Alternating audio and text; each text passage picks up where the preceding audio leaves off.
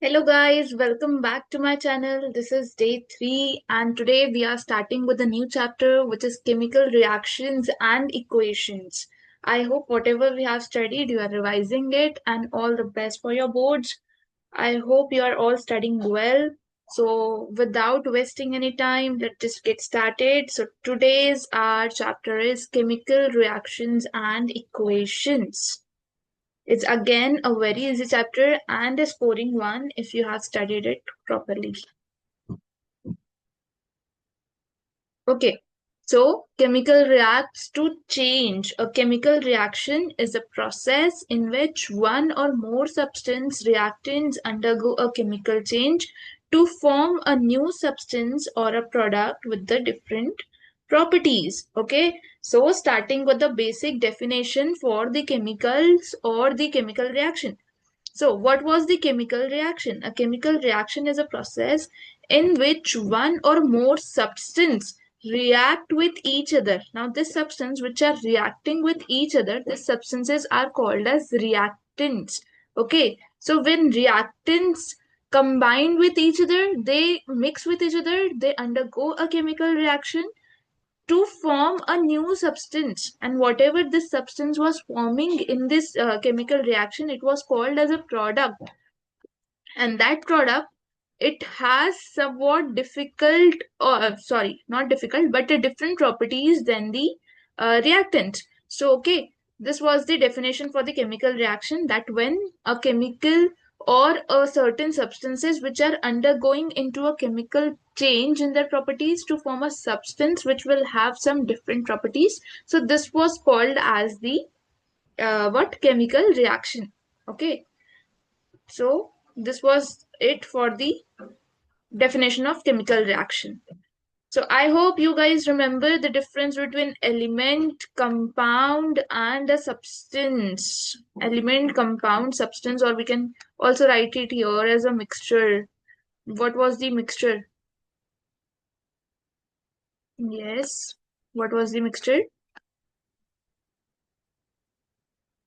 Compound elements get combined, and whenever they are combining they form some certain of compounds and some type of compounds, and then when this compound get mixed they form the mixtures, and these mixtures are of different types. They can be the homogeneous as well, and they can be the heterogeneous as well.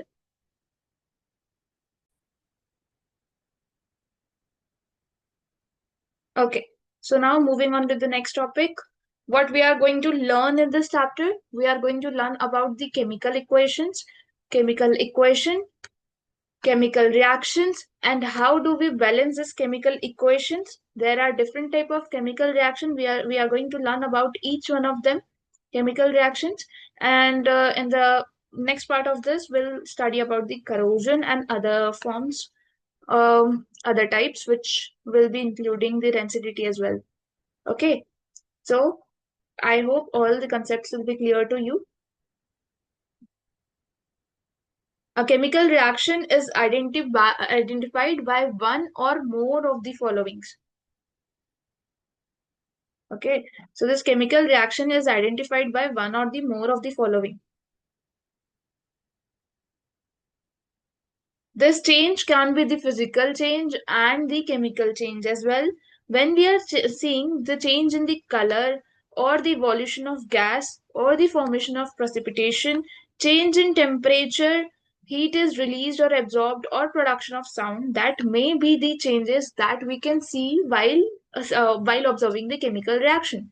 Okay, so now some of this can be the physical change while other will be the physical or the chemical change. Okay, now when we are seeing the chemical when we are seeing the color, when we are seeing the changes in the color while the chemical reaction, so that is a physical change. While we are observing the some type of evolution of gas or the precipitation, formation of precipitation, precipitation can be of any form, which is the solid undissolved or unsoluble substance which is there during the chemical reaction, that is the precipitation. So if we see some kind of this insoluble solid substance which is there with the product, that is the formation of precipitation. And if we observe the change in temperature, if the heat is released or it is absorbed, it means these are the basic or the simple terms for the exothermic and endothermic reactions. So if we see some change in the temperature, this is also the indicator that some kind of chemical reaction has happened. Okay. Now the other kind is production of sound. So now writing down the chemical equation. In a chemical reactions, product are written on the, sorry, my bad again. I have to write reactants here, not product. So the reactants are written on the left hand side, whereas the product on the right hand side of the equation. And arrow is drawn between them. An arrow is drawn between the reactants and the products to see that the chemical reaction has been done in this way, in this manner, that reactants are undergone the chemical change to form certain kinds of product. Okay, so the chemical reaction in which the reactants are written on the left hand side, whereas the product on the right hand side. An arrow is drawn between them to show that how the direction of the reaction, to show how the reactants are undergone the chemical reaction to form the product. So this is how we write the chemical equation. Okay, I hope it's clear. The quantity of the elements and their atom remain the same before and after the chemical reaction. Now, this is one of the most important concept while learning about the chemical equation, that whatever quantity of elements quantity of elements and their atoms was there in the reactant, that will be similar to the quantity of elements and their atoms will be the present in the product. So reactant and the product will be the similar. Their quantity will be the similar.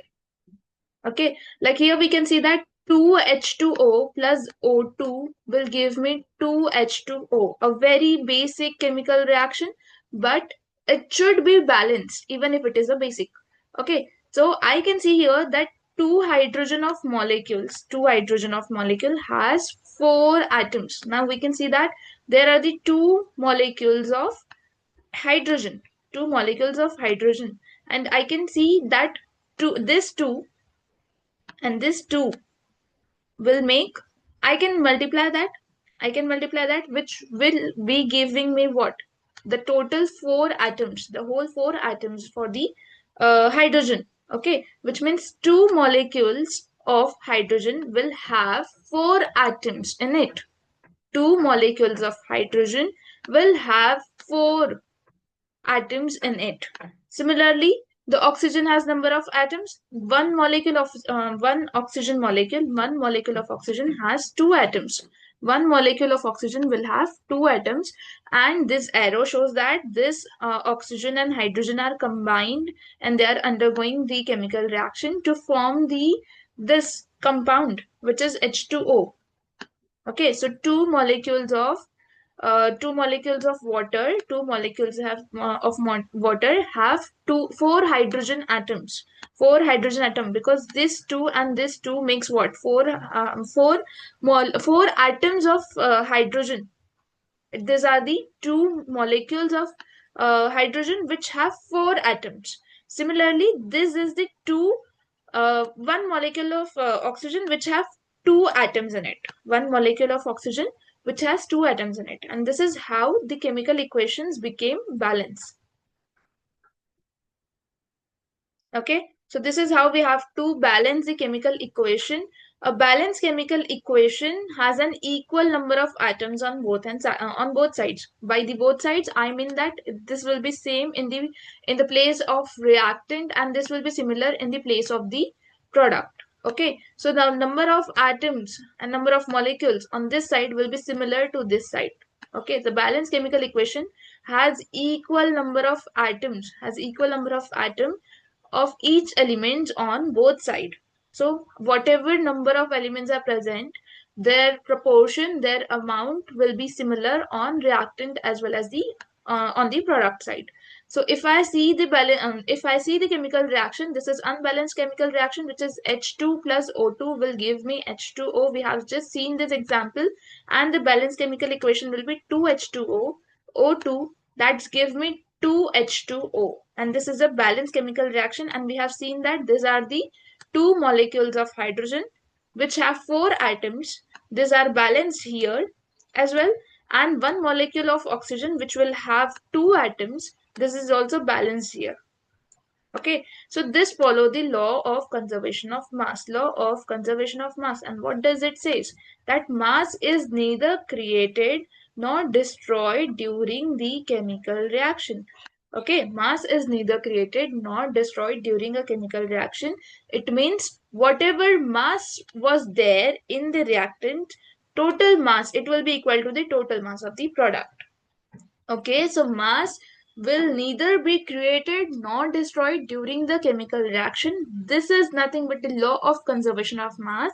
It means that it doesn't have to get destroyed, neither it has to be created more. Okay, whatever mass was present in the reactant side, it has to be similar and equivalent on the product side as well. Okay, so this was about the law of conservation of mass. And that's why we have to balance the chemical reaction to follow the law of conservation of mass. Now, chemical formula versus the chemical equation. What does the chemical formula? What is the chemical formula and what is chemical equation? A chemical equation tells a story of the chemical reaction. A chemical equation, true, I mean, we cannot see the complete chemical reaction, but if we write in the terms of chemical formula or the chemical reaction, we could get to know what has happened in the chemical reaction. So that's why chemical equation is necessary to get to know about chemical reaction. Like we can see here again the same chemical reaction which we have studied.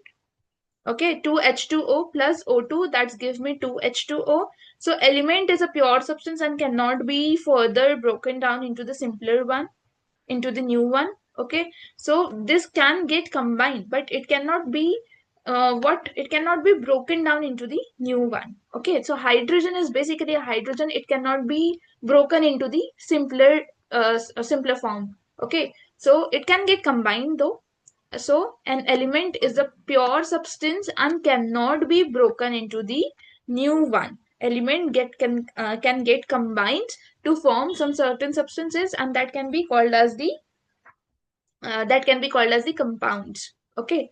Now 2H2O. 2H2O is what? 2H2O is the chemical formula. A compound is a combination of the pure substances. When I say it is a combination of pure substance, it is made up of the elements. Like here, we can see that hydrogen and oxygen are combined to form the H2O, which is chemical formula for the compound of water.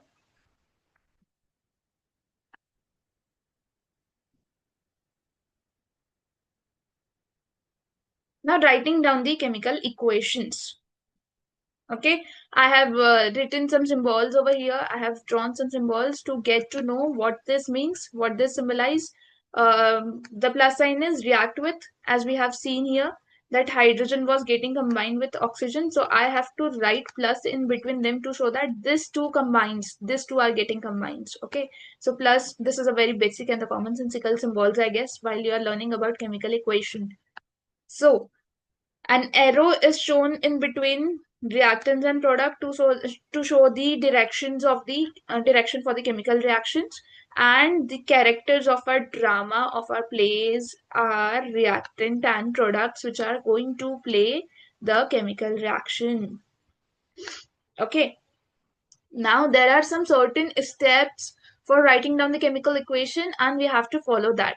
First of all, write down the word equation, convert it into the chemical formula,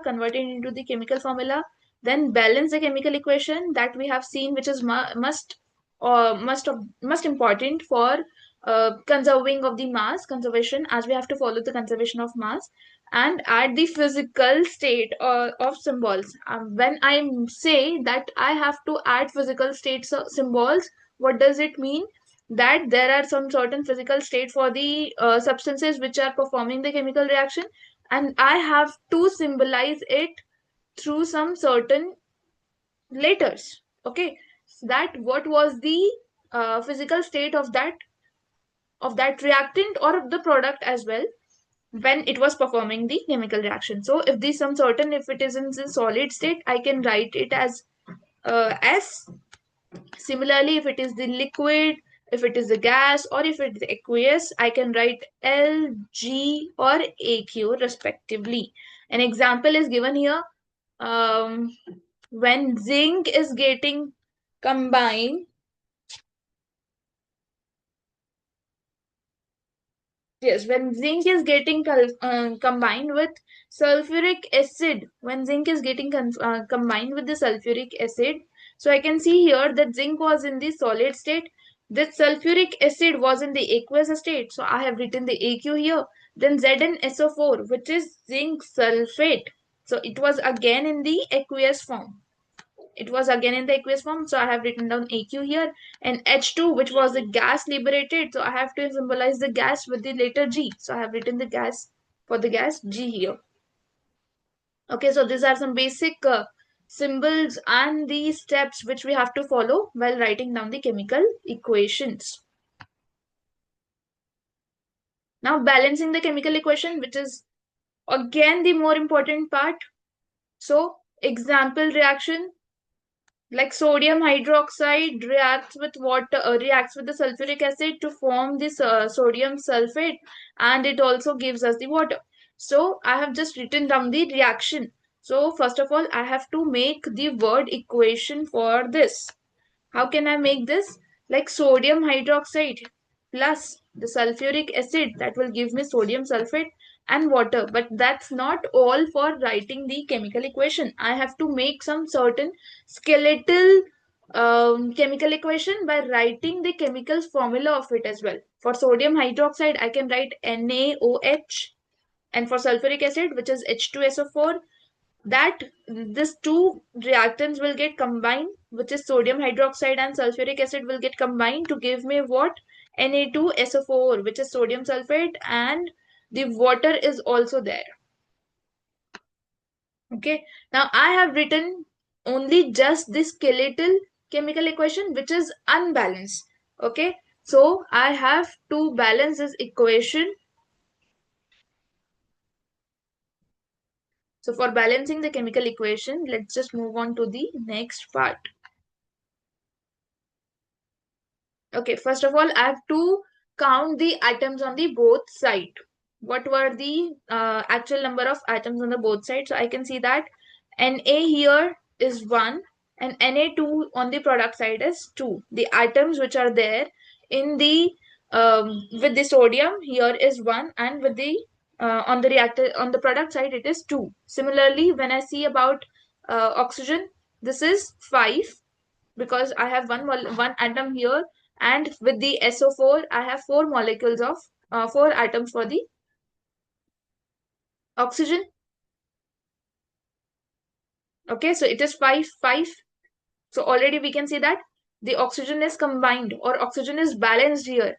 Well, sulfur is 1 1, sulfur is 1 1. It is also balanced. Sulfur here is 1, sulfur here is 1. Okay, and for the hydrogen we can see that, let's see, what about hydrogen?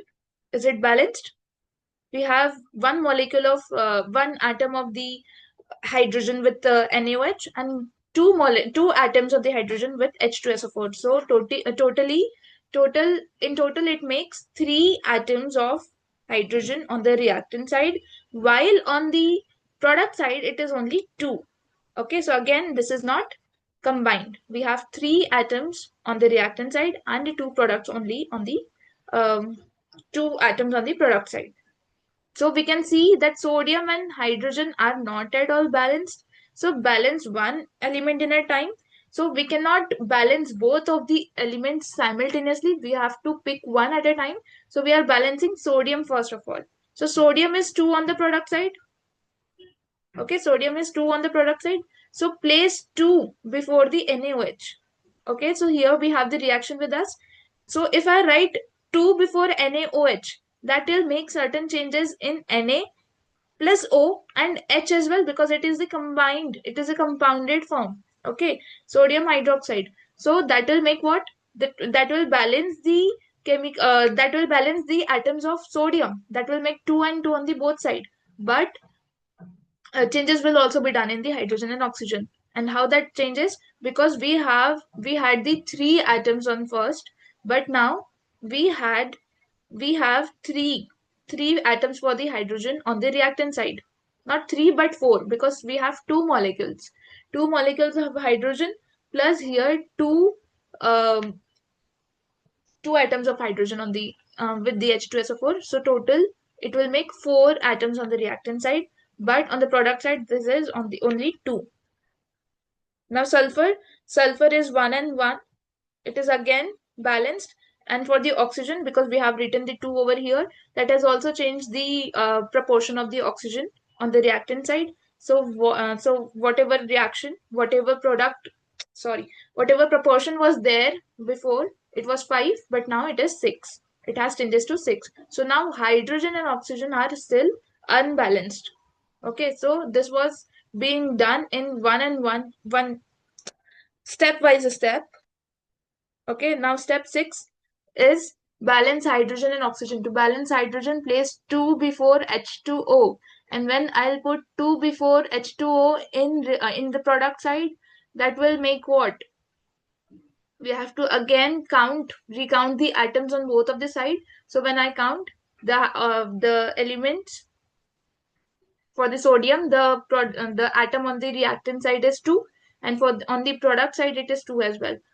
So hydrogen is also 4 4 now, sulfur is 1 and 1, oxygen is 6 and 6. So I can say that equation is now balanced. So again I have to write the complete final balanced chemical equation after solving and after processing all these steps. So 2NaOH, 2 molecules of sulfur oxide plus sulfuric acid will give me Na2SO4 plus 2H2O, 2 molecules of H2O.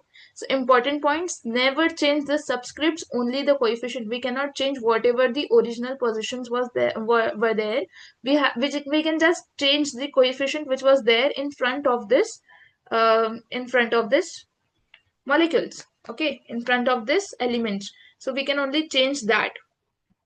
Then balance metal, then non-metal, then hydrogen and oxygen. We just have to do it into the step by step, and we cannot just change all the changes in the one step. And whenever you have completed changing all of the substances and all the coefficients, always take the atom count at the end before writing down the final step. Okay, now moving on to the further slide.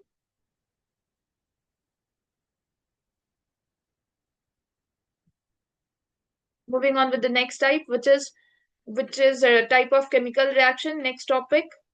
So starting with the decomposition reaction, combination reaction, single replacement, and double replacement, which we can also call as displacement reaction and double displacement reaction. Okay, so starting with the combination reaction, whenever two reactants are getting combined to form a single product, or one or more product than that maybe, but whenever two or more substances are getting combined to form one single substance, we can say that these two are getting combined and the reaction is combination reaction. So two or more substances join and form one single substance, like 2 plus 2 is 4. This 2 and 2 will get combined to form a one single substance, which is 4. So A plus will B will give me AB, which is a one single product. That's why the reaction is the combination reaction. The example is also given here, in which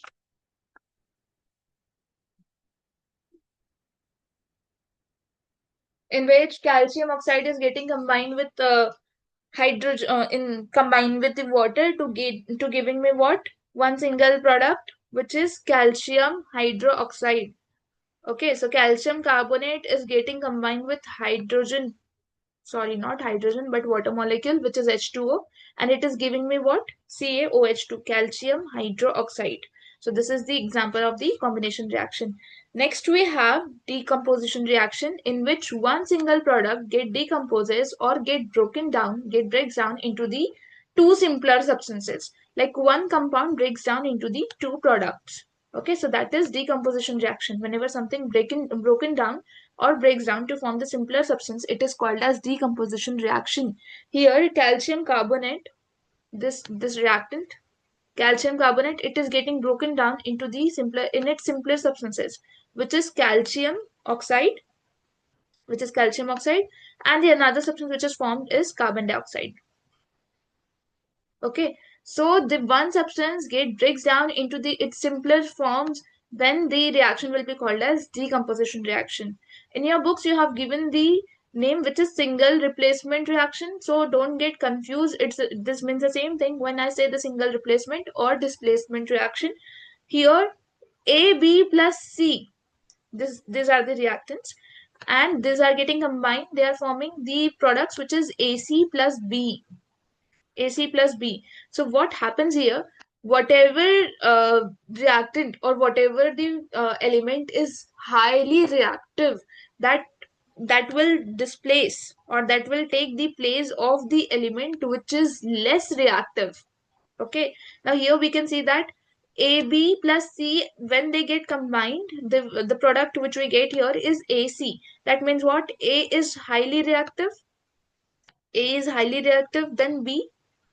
Okay, so this get combined with C, and B now has it different position. Okay, so it get aparted from the AC, AB. Okay, so atoms of the element swap with the atom of the second element in the compounds.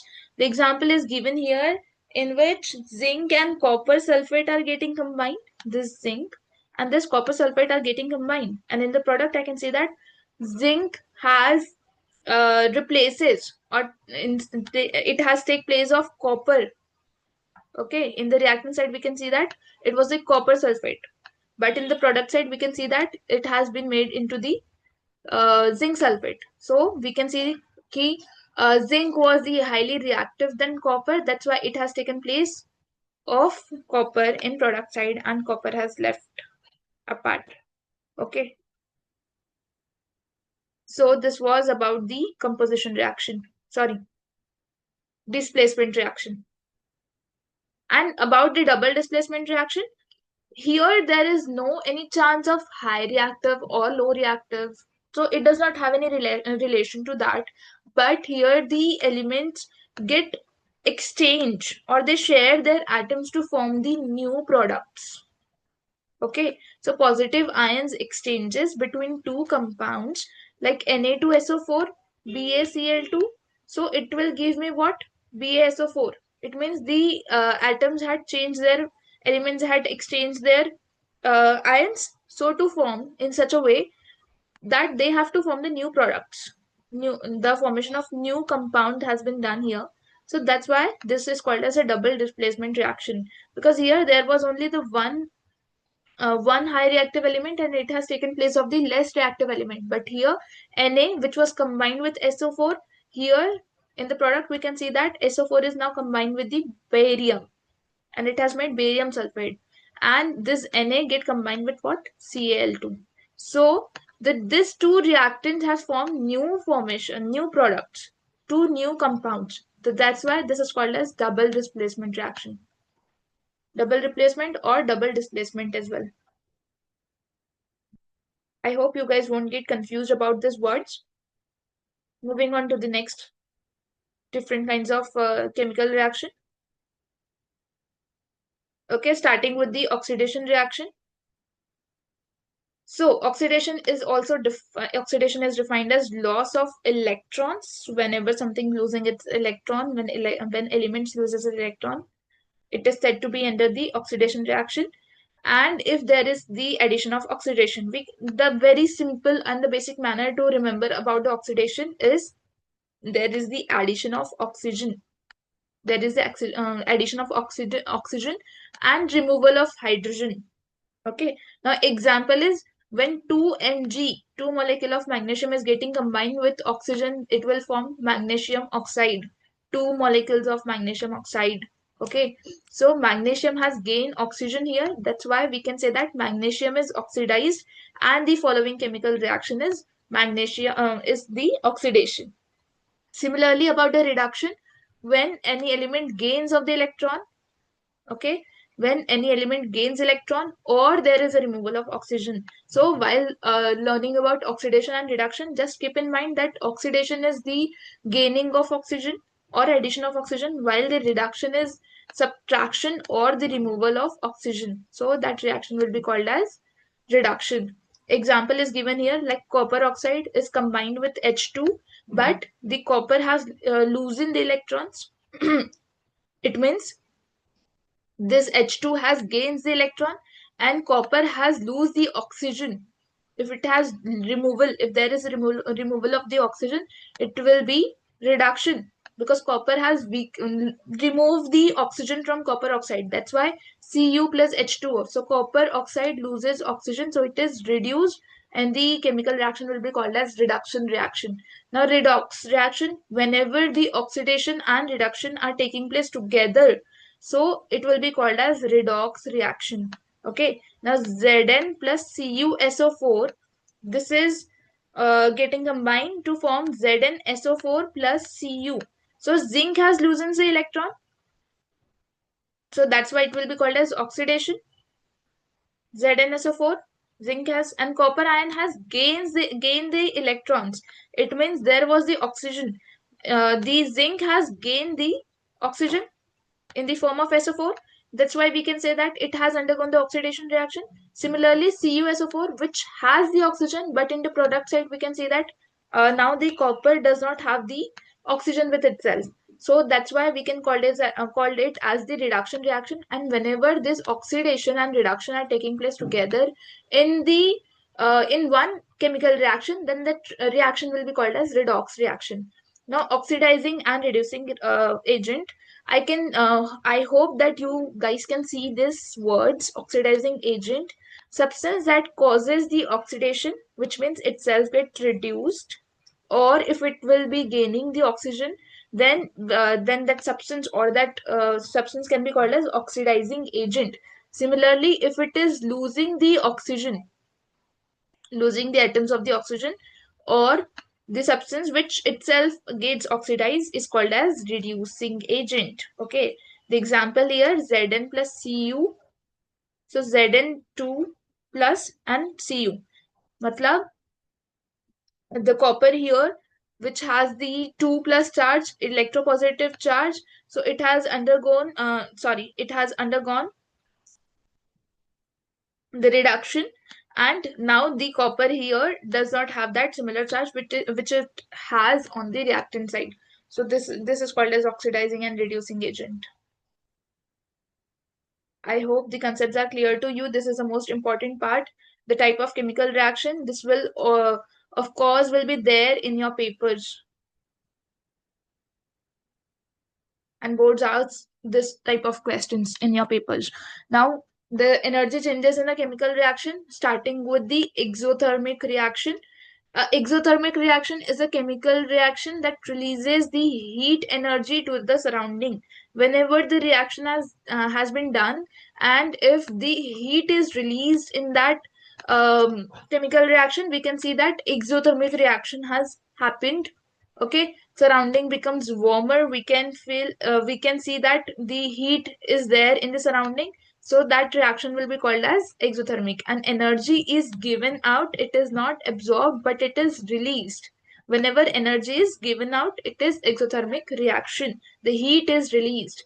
Okay, now CH4 plus 2O2. CH4, which is methane, when it get combines with the oxygen, we can see that CO2 is formed, plus two molecules of hydrogen are also formed there, plus the heat is what? Heat is released in this reaction.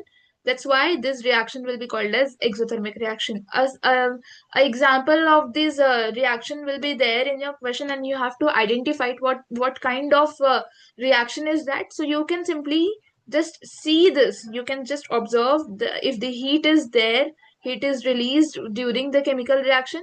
If heat is released during the reaction, you can just write the exothermic reaction over there. Okay. Similarly, endothermic reaction. For the endothermic reaction, we can see that the endothermic reaction is a chemical reaction that absorbs the heat energy from the surrounding.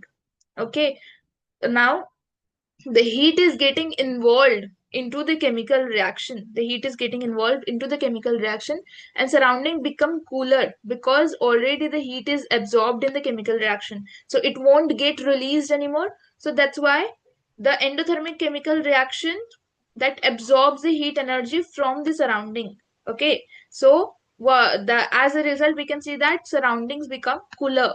Okay, CaCO3, calcium carbonate again, plus heat, that will give me what? Calcium oxide plus CO2. So examples in daily life, photosynthesis, okay, or thermal decomposition reaction are some certain examples for the endothermic reaction, which does not release, but instead it absorbs the heat from the surrounding. So that is called as endothermic reaction. Okay. Review again, we are on the summary of this chapter now. A chemical reaction can be a decomposition, synthesis, or we can also call it as a combination reaction. So, okay, synthesis, single replacement, which is also displacement, and double replacement. So, I have given one example for you guys here. Let's see if you guys can recognize that simple example. If you know the answer, please comment it down. I want you guys to answer this question. Okay, what type of reaction is this? Comment down. Okay, so what real life chemical reactions do you often encounter? See this vintage card. Not at all vintage, by the way. But I hope you appreciate my efforts and the presentation which I have made. Okay, now what real life chemical reactions do you often encounter? Corrosion is the slow deterioration of the metals due to the chemical reaction with the environment. Now, the simple example for this is the iron, which get corrodes when it comes in relation, or when it combines with the moisture and the air and the water which is present in the surrounding. So we can see the changes because it get converted into the reddish brown color or the dark brown color. So that is nothing but the corrosion of the substance when it slowly deteriorate of metals due to the chemical reaction with the environment. With the environment means with the air, with the water, or just in case with the moisture. Okay, so rusting of iron is an example for that.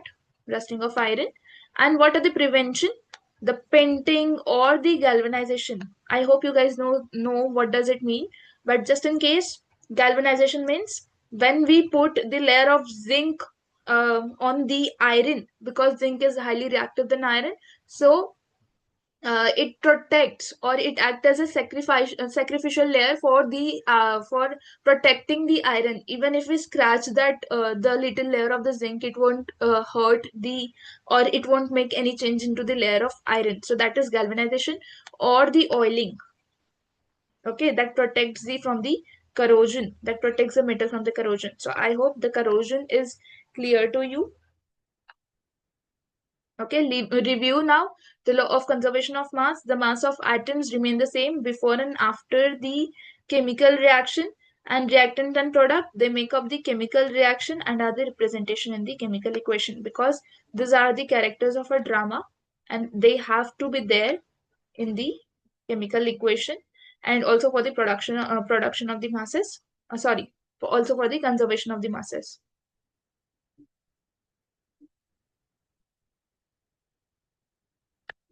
Okay, so guys, that's it. I hope this chapter is clear to you. If you guys have any doubt, you can ask me in the comment box. Okay, so see you guys in the next chapter. Bye bye.